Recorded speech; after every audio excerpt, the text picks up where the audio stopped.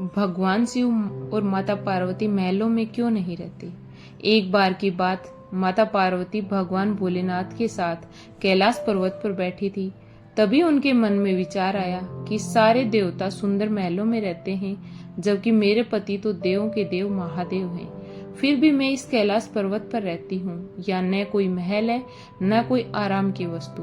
ऐसा सोचकर माता पार्वती ने भोलेनाथ से कहा, स्वामी, सारे देवता महलों में रहते हैं, आप क्यों इस कैलाश पर वास करते हैं। आप भी हमारे लिए एक भवन बनवा लीजिए ताकि हम भी आराम से रह सकें। पार्वती की बात सुनकर भोलेनाथ थोड़ा सा मुस्कुराए और फिर बिना कुछ कहे ध्यान मग्न हो गए। माता पार्वती को भोलेनाथ का यह व्यवहार कुछ ठीक नहीं लगा, किंतु वह बिना कुछ कहे वहां से चली गई। जब महादेव अपने ध्यान से उठे तो माता ने फिर से भोलेनाथ से कहा, हे प्रभु, मेरा भी मन है कि मैं अन्य देवताओं की भांति महल में रहूं, आप ही मेरे लिए भवन बनवा दीजिए। तब महादेव ने उनसे कहा, देवी, महल में रहना हम लोगों के लिए उचित नहीं है। किंतु माता पार्वती ने महादेव से हठपूर्वक कहा, प्रभु, आपको नहीं लगता कि आपको भी महल में रहना चाहिए। आपका महल तो स्वर्ग में बने हुए इंद्र के महल से भी उत्तम और भव्य होना चाहिए। अब तो हमें महल बना लेना ही चाहिए। महादेव ने माता पार्वती को बहुत समझाया। वे बोले, देवी, हम तो ठहरे योगी, खुले में रहने वाले हैं, हमें भवन का वातावरण रास नहीं आएगा। हमें तो महल में भी चैन ही नहीं मिलेगा, क्योंकि महल में रहने के बड़े नियम और बंधन होते हैं।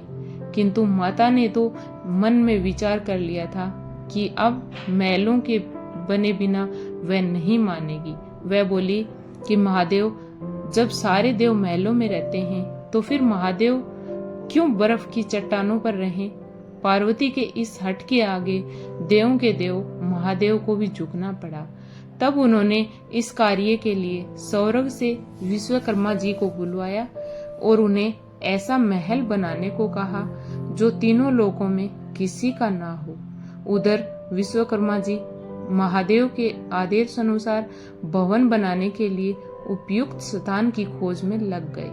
स्थान की खोज करते हुए उन्हें एक ऐसा स्थान दिखा जो चारों ओर से पानी से घिरा हुआ था और बीच में 3 सुंदर पहाड़ थे।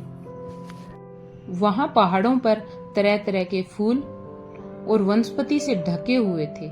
उस स्थान को देखकर विश्वकर्मा जी ने उसके बारे में माता पार्वती को बताया। जब माता पार्वती ने उस स्थान के बारे में सुना तो उन्होंने खुश होकर भवन बनाने का आदेश दे दिया। विश्वकर्मा जी ने भवन बनाने की शुरुआत की और अपनी विशिष्ट कला का परिचय देते हुए भवन के साथ साथ वहां एक सुंदर नगर का निर्माण भी कर दिया। वह नगर देखने में अति सुंदर था। विश्वकर्मा जी ने उस महल और नगर को सुंदर बनाने में अपना पूरा योगदान दे दिया था। जब उस महल को माता पार्वती ने देखा तो उनकी प्रसन्नता का ठिकाना न रहा। उन्होंने विश्वकर्मा जी को धन्यवाद देते हुए उनकी बहुत प्रशंसा की। विश्वकर्मा जी माता पार्वती और भोलेनाथ को प्रणाम करके अपने लोक को चले गए। घर बनाने का कार्य तो पूर्ण हो चुका था। अब माता ने महादेव से कहकर गृह प्रवेश का शुभ मुहूर्त निकलवाया।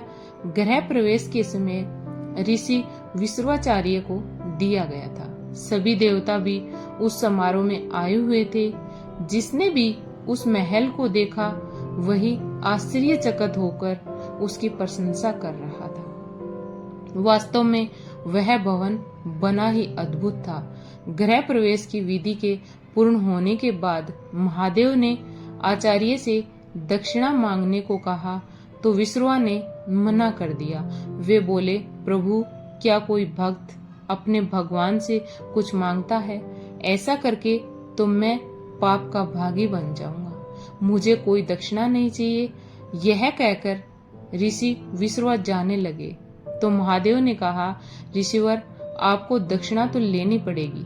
जब तक आचार्य को दक्षिणा ना दी जाए तब तक कोई शुभ कार्य पूरा नहीं होता।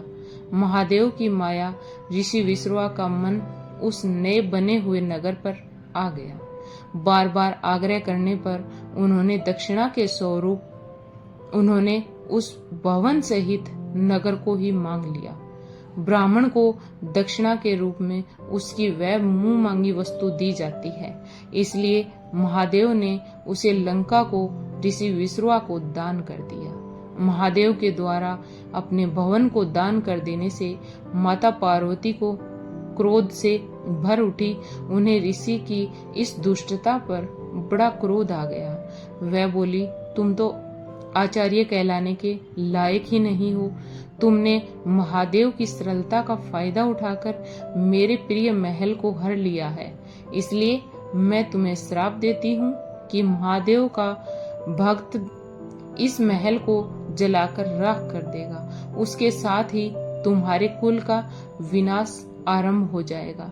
पुराणों के अनुसार ऋषि विश्रवा ने वह नगर अपने पुत्र कुबेर को दे दिया, लेकिन कुबेर को निकालकर लंका पर रावण ने अपना अधिकार कर लिया। त्रेता युग में शिव के अवतार हनुमान जी ने उस लंका को जला दिया और उसके बाद विश्रवा के समूल कुल का विनाश श्री राम के द्वारा किया गया। उस कुल में एकमात्र विभीषण ही श्री राम की शरण में होने से बच पाए। धन्यवाद। प्लीज वीडियो को लाइक, शेयर एंड सब्सक्राइब जरूर करें।